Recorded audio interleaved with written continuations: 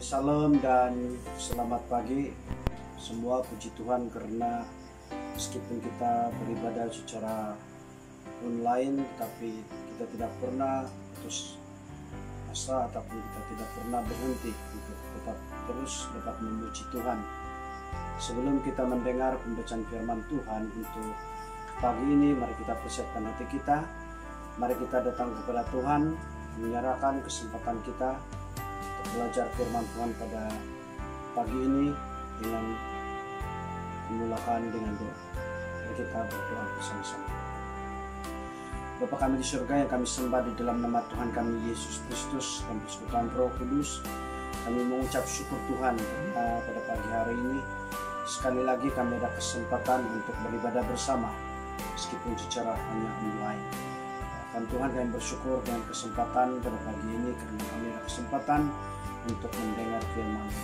Dan kiranya Engkau sendiri yang akan mengurapi setiap kami sehingga kami dapat memahami apa Yesus firman Tuhan yang kami akan belajar sebentar ini. Dalam nama Tuhan Yesus Kristus kami berdoa dan mengucap syukur. Amin. Saudara-saudari yang dikasihi Tuhan, pada pagi hari ini kita akan disajikan firman Tuhan yang memfokuskan tentang tema yaitu kebebasan. Saudara-saudara yang kekasih di dalam nama Tuhan Yesus Kristus, kalau kita mengimbas kembali tentang khotbah-khotbah yang sudah disampaikan sepanjang bulan Agustus, sejak dari dulu lagi, kita mungkin masih ingat bahwa kita seringkali mendengar pengajaran firman Tuhan yang memfokuskan tentang kemerdekaan ataupun kebebasan.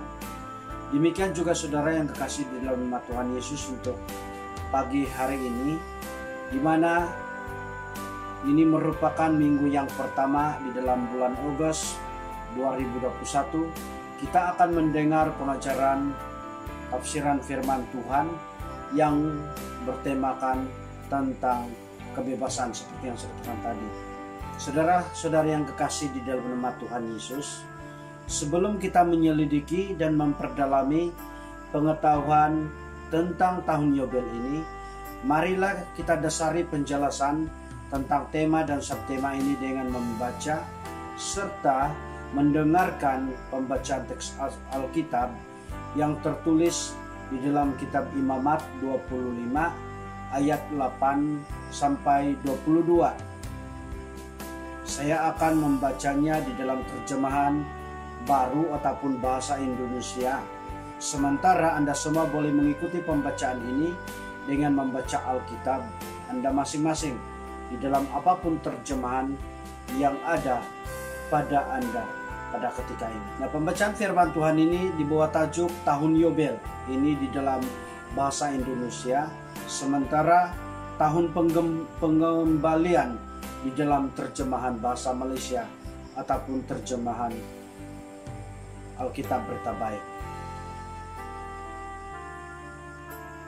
Di dalam ayat yang ke-8, selanjutnya engkau harus menghitung 7 tahun Sabat, yakni 7 kali 7 tahun, sehingga masa 7 tahun Sabat itu sama dengan 49 tahun. Di dalam ayat yang ke-9, lalu engkau harus memperdengarkan bunyi sangkakala di mana-mana dalam bulan yang ke-7.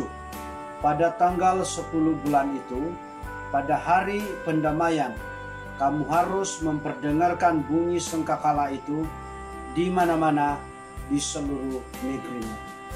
Ayat 10.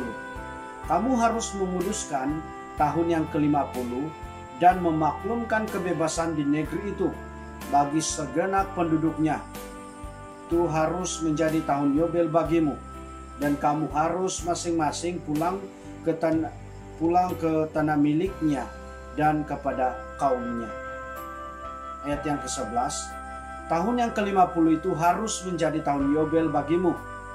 Jangan kamu menabur, dan apa yang tumbuh sendiri dalam tahun itu jangan kamu tuai, dan pokok anggur yang tidak dirantingi jangan kamu petik buahnya. Ayat 12. Karena tahun itu adalah tahun Yobel, haruslah itu kudus bagimu.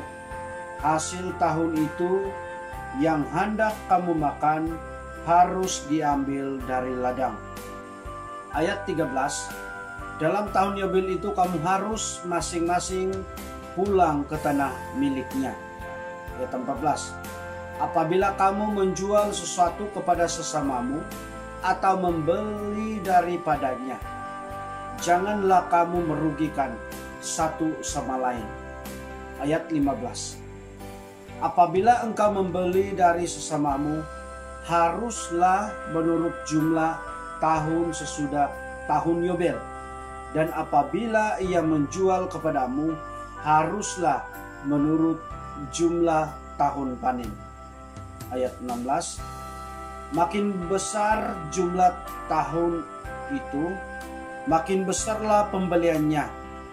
Dan makin kecil jumlah tahun itu, makin kecillah pembeliannya. Karena jumlah panenlah yang dijualnya kepadamu. Ayat 17. Janganlah kamu merugikan satu sama lain, tetapi engkau harus takut akan Allahmu, sebab akulah Tuhan Allahmu. Ayat 18. Demikianlah kamu harus melakukan ketetapanku dan tetap berpegang pada peraturanku, serta melakukannya, maka kamu akan diam di tanahmu dengan aman tentram. Ayat 19. Tanah itu akan memberi hasilnya, dan kamu akan makan sampai kenyang, dan diam di sana dengan aman tentram. Ayat 20. Apabila kamu bertanya, apakah yang akan kami makan dalam tahun yang ketujuh itu?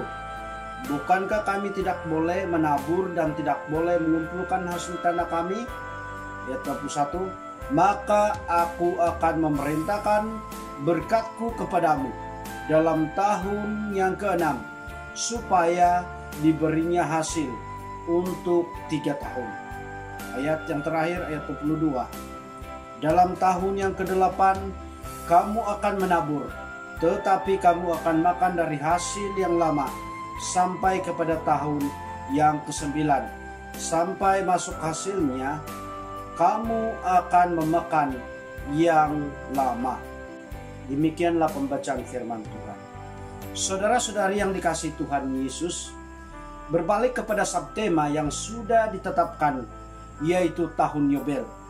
Maka di dalam kesempatan pada pagi ini, saya akan menyampaikan beberapa bahagian yang menjelaskan secara singkat tentang tahun Yobel.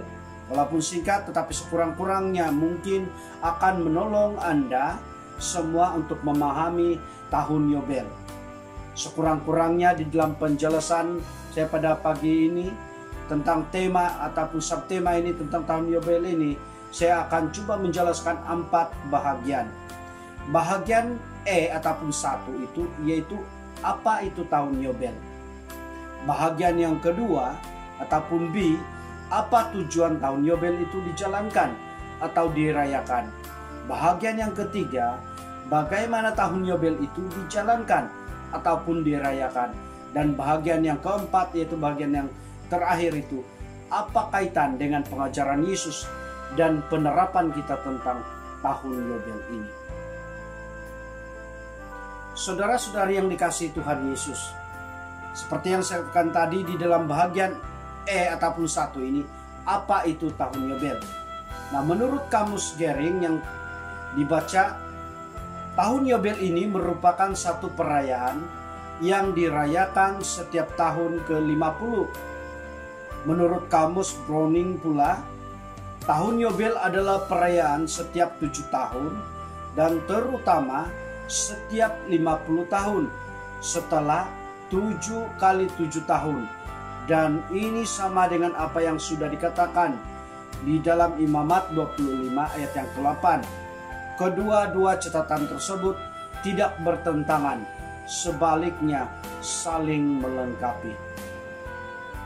Apa yang pasti, saudara-saudari yang kasih Tuhan, kedua-dua catatan tersebut menyatakan bahwa semasa perayaan ini dirayakan, semua orang yang sebelum ini telah diperhambakan beroleh kelepasan, dan tanah-tanah yang ada sebelum ini telah beralih kepada orang lain selama masa penjajahan tersebut. Kini dikembalikan kepada yang empunya. Apa yang dinyatakan ini sama seperti apa yang sudah kita dengar di dalam pembacaan firman Tuhan yang sudah dibaca sebentar tadi, yakni yang tertulis di dalam Imamat yang ke-25 ayat yang ke-8 sehingga ayat yang ke-22 itu. Saudara yang kekasih di dalam nama Tuhan Yesus, jika kita merujuk kepada petikan ayat Alkitab yang lain, kita akan tahu bahwa tahun Yobel ini juga turut dikenali sebagai tahun kebebasan. Kalau kita lihat di dalam Yehezkiel 46 ayat 17, saya akan coba baca firman Tuhan ini ataupun ayat firman Tuhan ini. Kalau ia memberikan pemberian dari milik pusakanya kepada salah seorang hambanya, maka itu menjadi kepunyaannya sampai tahun kebebasan, lalu harus kembali kepada raja itu. Hanya anak-anak raja itu boleh mewarisi milik pusakanya. Sementara di dalam ayat Alkitab yang lain, yaitu di dalam Yesaya 63 ayat 4 pula, tahun Yobel ini dikenali sebagai tahun penuntutan bela.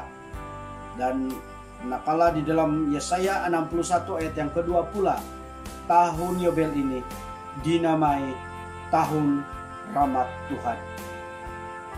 Nah, saudara yang kekasih di dalam nama Tuhan Yesus, di dalam bagian yang kedua, yaitu apa tujuan tahun Yobel itu dijalankan ataupun dirayakan.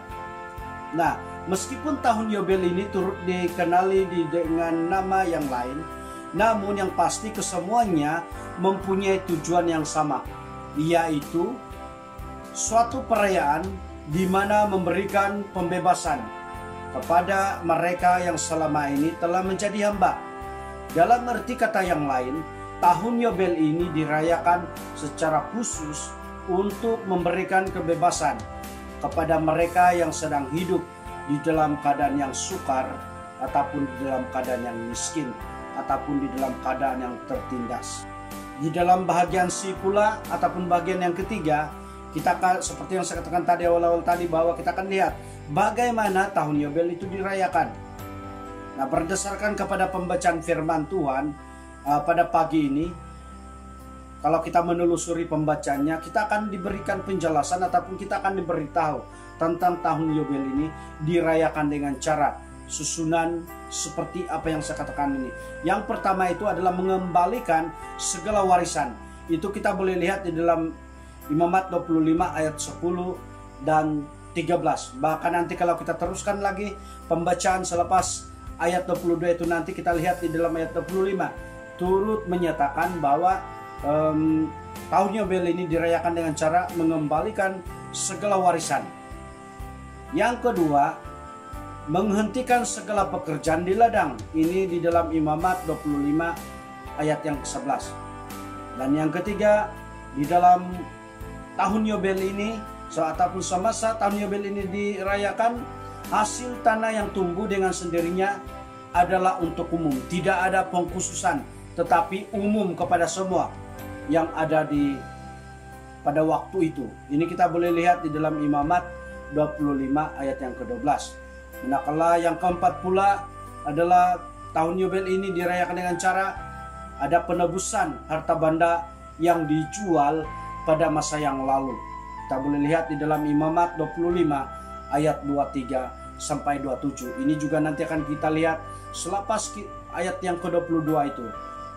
Oke, tentang tahun Yobel ini.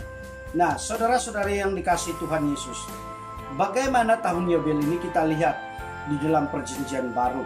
Karena kita mungkin tidak akan mendengar Tuhan Yesus menekankan hal ini kepada orang-orang yang percaya kepadanya semasa dia melayani sebagai manusia yang sempurna di atas bumi ini. Sebenarnya saudara yang kekasih di dalam nama Tuhan Yesus, perayaan tahun Yobel ini tidak lagi kedengaran ataupun kita tidak akan lihat di dalam perjanjian baru.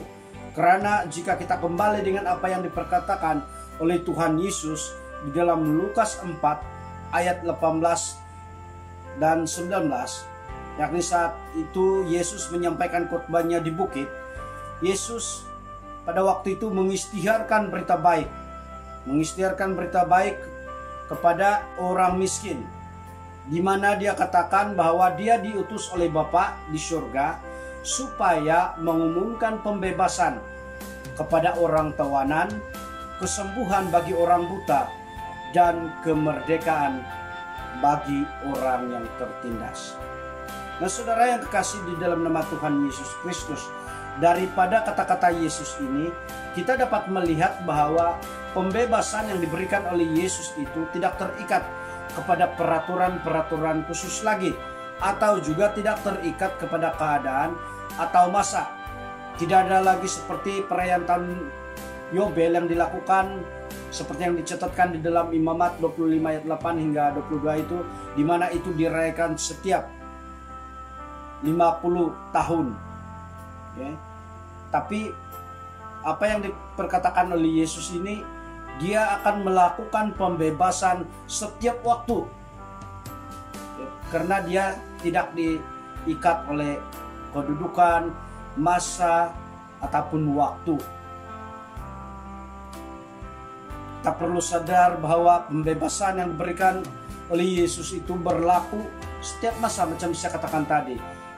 Jadi di dalam penjelasan ini kita akan belajar ataupun menerapkan dua perkara tentang tahun Yobel ini dan apa yang sudah dikatakan oleh Yesus, karena ternyata Yesus sudah menggenapi apa yang telah dinubuatkan di dalam kitab Yesaya. Nah, penerapan kita tentang hal ini, tahun Yobel ini, ada dua macam yang saya katakan tadi. Pertama, justru itu sebagai jemaat Tuhan yang mahu meresponi pembebasan yang telah diberikan oleh Tuhan Yesus, kita turut didorong supaya mengungsikan berita pembebasan itu kepada mereka yang belum percaya kepada Tuhan Yesus. Sementara mereka ataupun saudara-saudara kita yang lemah kepercayaan mereka terhadap Tuhan, kita juga mau terus menguatkan mereka, terus memperingatkan, memperjelaskan tentang pembebasan yang sudah Tuhan berikan kepada semua manusia. Yang kedua, di dalam keadaan pandemi COVID-19 ini, tentu sekali kita dapat melihat ada ramai anggota jemaat, baik mereka yang tinggal di bandar, yang ada di kampung, berhadapan suasana ataupun keadaan yang sama, di mana terjadinya cobaan di dalam hal ekonomi. Dan tidak kurang hebatnya ada juga orang-orang pagan ataupun kafir yang mengalami kekurangan makanan. Jadi bagi kita yang dapat melihat bahwa kita ada kelebihan sedikit daripada orang lain yang sedang menderita, sedang susah, marilah kita ambilkan kesempatan yang sedikit itu, kelebihan yang ada itu, untuk mengungsikan berkat itu kepada mereka yang memerlukan bantuan, terutamanya di dalam hal makanan. Dalam arti kata yang lain, saudara-saudara yang kekasih di dalam nama Tuhan Yesus, kita mau belajar daripada tahun Yobel itu tentang kepedulian mereka, dan kita mau meresponi apa yang diperkatakan oleh Tuhan Yesus atau apa yang dilakukan oleh Tuhan Yesus, di mana Yesus peka dengan keadaan seluruh manusia. Jadi kita sebagai pengikut Yesus Kristus didorong supaya kita turut melakukannya. Kita dimotivasikan dan kita mau mengikuti perintah Tuhan ataupun apa yang Tuhan harapkan pada kita, di mana kita harus peka dengan keperluan orang lain. Kita melihat mereka. Saudara-saudari yang kekasih di dalam nama Tuhan Yesus Kristus. Sebagai satu kesimpulan daripada perkongsian firman Tuhan ini, sekali lagi saya ulang, tahun Yobel yang dirayakan setiap tahun memberikan pembebasan mereka yang selama itu menjadi hamba yang tertindas. Tetapi Tuhan Yesus memberikan pembebasan setiap masa kepada mereka yang menerimanya sebagai juru selamat mereka. Oleh sebab itu, marilah kita jalani hidup kita untuk senantiasa peduli kepada siapapun mereka yang sedang mengalami kesusahan. Inilah yang dapat kita lakukan bagi mau merespon ataupun belajar daripada peristiwa tahun Yobel itu, dan terutama apa yang telah Yesus lakukan kepada kita. Tuhan memberkati. Mari kita berdoa untuk firman Tuhan, dan seterusnya kita mau berdoa secara khusus bagi mereka untuk bahan doa kita di dalam doa syafaat pada pagi ini. Mari kita berdoa. Bapa di surga, kami mengucap syukur Tuhan buat firman, meskipun cukup sederhana perkongsian ini, tapi kami percaya Tuhan, kami dapat belajar perkara yang baru. Kami didorong supaya kami turut melakukannya di dalam kehidupan kami, dan juga untuk melihat keperluan bagi orang-orang yang berada di dalam keadaan kesusahan. Bapa di surga, untuk kesempatan ini kami mau berdoa secara khusus untuk pandemi COVID-19 yang masih lagi berleluasa. Kami mau serahkan di dalam tangan-Mu Tuhan untuk semua pemimpin kerajaan yang coba berusaha untuk memutuskan rangkaian untuk penularan COVID-19 ini. Biar kiranya Tuhan terus memberkati, melindungi mereka Tuhan, sehingga segala usaha yang dilakukan semuanya berjalan dengan lancar. Demikian Tuhan untuk mereka yang bertugas di barisan hadapan. Kami juga mau berdoa supaya Engkau melindungi, menutup bungkus mereka Tuhan, hingga mereka sentiasa di dalam keadaan kuat, sehat, untuk meneruskan tanggung jawab mereka. Bapa, untuk kesempatan ini kami mau berdoa untuk semua anggota jemaat, khususnya di dalam gereja kami, PCS Layung Mulyo. Kami serahkan di dalam tangan-Mu Tuhan, supaya keadaan pandemi COVID-19 ini tidak akan melamakan semangat kami untuk terus beribadah, menyerahkan hidup kami kepada Tuhan. Melainkan Tuhan, kami menjadikan keadaan inilah yang akan membawa kami supaya kami tetap bersandar kepada pertolongan Tuhan. Demikian Tuhan, di dalam hal ekonomi kami juga mau berdoa supaya biar kiranya semua anggota jemaat tetap dapat meneruskan apapun pekerjaan, khususnya di dalam hal pertanian. Itu semuanya ada keberhasilannya yang boleh membuatkan anggota jemaat tetap dapat meneruskan kehidupan, baik secara individu maupun di dalam keluarga masing-masing. Bapa di surga, kami mau mengingat untuk semua pimpinan gereja di PCS Layung Mulyo, supaya mereka tetap terus bekerja sama, bahkan terus mencari alternatif untuk melayani jemaat di dalam keadaan pandemi COVID-19. Beri mereka hikmat kebijaksanaan untuk melakukan apapun bentuk pelayanan yang masih mengikuti SOP yang sudah ditetapkan. Dalam waktu yang sama, pelayanan untuk membentuk kerohanian anggota jemaat tetap dapat diteruskan dengan sebaik mungkin.